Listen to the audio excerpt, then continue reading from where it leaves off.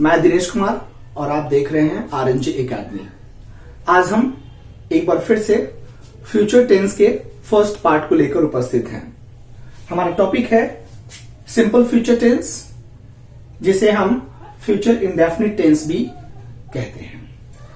अगर हम future tense की बात करें तो ये एक ऐसे एक्शन की बात करता है जो फ्यूचर में होना है, जो आने वाले समय में होना है।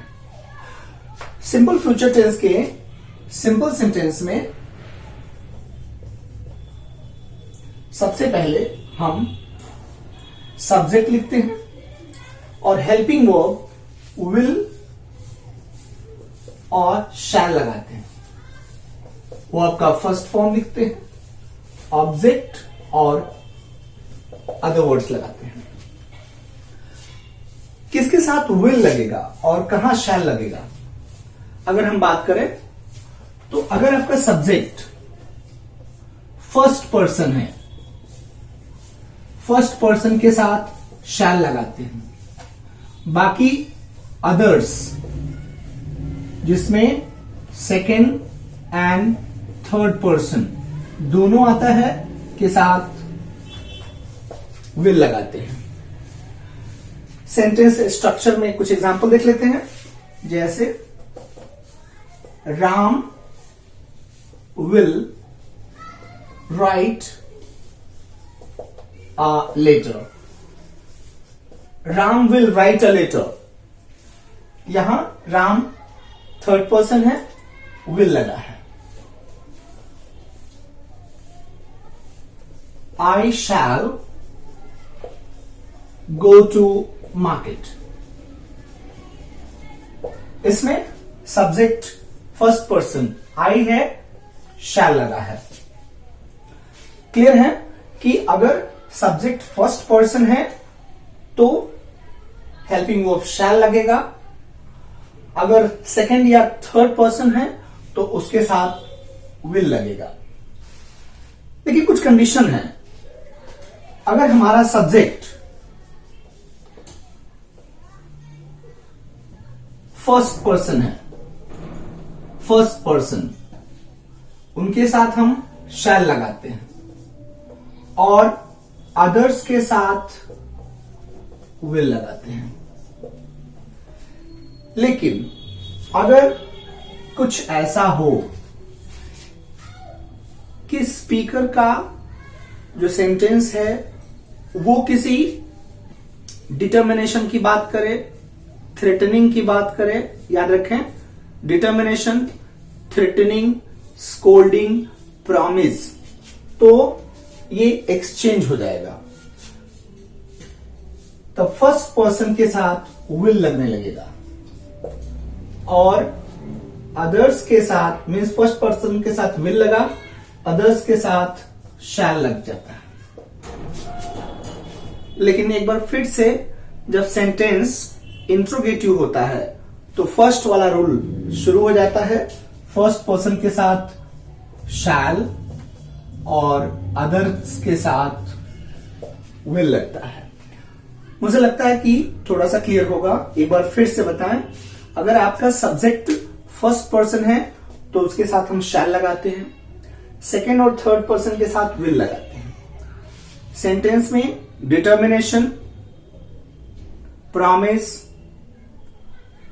या थ्रेटनिंग आए, किसी प्रकार की धमकी, किसी प्रकार का वादा या स्ट्रांग डिटर्मिनेशन दिखाई दे तो फर्स्ट पर्सन के साथ विल और अदर्स के साथ शैल लगता है। लेकिन एक बार फिर से अगर सेंटेंस इंट्रोगेटिव होता है तो इंट्रोगेटिव सेंटेंस में निश्चित है कि फर्स्ट पर्सन का शैल और सेकेंड और थर्ड के साथ विल लगाते हैं। हमने एग्जांपल देखा, Ram will write a letter, I shall go to market. एक और एग्जांपल दिखाते हैं। जैसे ये फॉर्मूला जो मैंने बताया इसके हिसाब से you shall get a holiday tomorrow. You shall get a holiday tomorrow. In this sentence कुछ एक प्रॉमिस की बात हो रही है कि तुम्हें कल एक छुट्टी मिलेगी, तो उस छुट्टी के लिए एक तरह का प्रॉमिस है। और यहाँ यू सेकंड पर्सन होते हुए भी यहाँ हम लोगों ने शैल लगाया है, you shall get a holiday tomorrow. अगर हम नेगेटिव सेंटेंस की बात करें तो आप गेस करिए कि नेगेटिव सेंटेंस में नॉट कहां इंसर्ट करेंगे, प्लीज गेस। मुझे लगता है कि शैल या विल के बाद और वर्ब से पहले शैल लगाएंगे। नेगेटिव सेंटेंस में सबसे पहले सब्जेक्ट, फिर विल और शैल plus not, verb first form, object and other words. For example, Radha will not go to school. Radha will not go to school. One more example, I shall not play hockey. I shall not play hockey. ये दो sentence में will के बाद not लगा है, shall के बाद not लगा है। ये नेगेटिव सेंटेंस की बात करता है। नेगेटिव एक बार फिर से समझिए, नेगेटिव सेंटेंस में सबसे पहले सब्जेक्ट लिखते हैं, फिर विल या शैल लिखते हैं, नॉट लिखते हैं, वर्ब का फर्स्ट फॉर्म लगाते हैं, ऑब्जेक्ट और अदर वर्ड्स लिखते हैं। जैसे Radha will not go to school, I shall not play hockey. अगर इंट्रोगेटिव सेंटेंस होगा तो हमारा सेंटेंस विल या शैल से स्टार्ट होगा या फिर WH वर्ड से स्टार्ट होगा।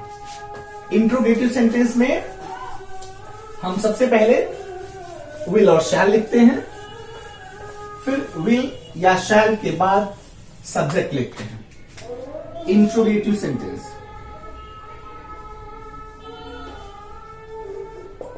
इंट्रोगेटिव सेंटेंस सबसे पहले हम विल और शैल लिखते हैं, फिर सब्जेक्ट, वो आपका first form, object, other words and question mark. अगर WH वर्ड है हमारे सेंटेंस में तो वो विल या शैल से पहले लगेगा। कुछ एग्जांपल देख लेते हैं।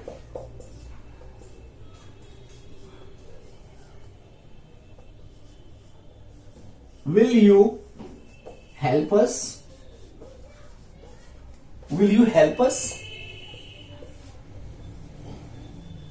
Shall we go to bazaar? Shall we go to bazaar? One more sentence. Who will help us? Who will help us? इस तरह से हमने देखा इंट्रोगेटिव सेंटेंस में सेंटेंस हमारा विल या शैल से स्टार्ट हुआ। अगर सेंटेंस में WH वर्ड यूज होता है तो उसे विल या शैल से पहले लिखते हैं, who will help us. Sentence अगर हमारा इंट्रोगेटिव नेगेटिव है तो कहां हम नॉट इंसर्ट करेंगे? इंट्रोगेटिव नेगेटिव होने पर हम नॉट सब्जेक्ट और वर्ब के बीच में इंसर्ट करेंगे। यानी सबसे पहले हम लिखेंगे WH वर्ड, देन विल और shall, subject plus not, verb first form, object, other words, question mark. Example है, why will you not go to school? Why will you not go to school? One more. Who will not help us? Who will not help us? One more sentence. Shall we not play the match? Shall we not play the match?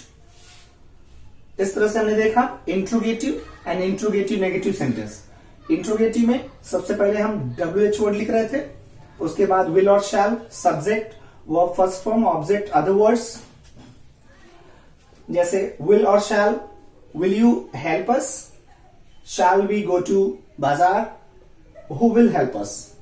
Interrogative negative sentence आने पर WH word, then will और shall, subject, not, verb first form, object, other words, and in the last question mark. इसके example है why will you not go to school, who will not help us, shall we not play the match. इस तरह से हमने future tense का first part, future indefinite या simple future tense देखा। कुछ और सेंटेंस आप प्रैक्टिस करें, लिखने की कोशिश करें, क्योंकि एक्टिव पैसिव जैसे हम स्टार्ट करेंगे तो इसकी आवश्यकता पड़ सकती है। आप और प्रैक्टिस करते रहें। अगर वीडियो आपको पसंद आए तो इसे लाइक करें, शेयर करें, सब्सक्राइब करें। हम अगले वीडियो में एक बार फिर से मिलेंगे। तब तक के लिए थैंक यू सो मच।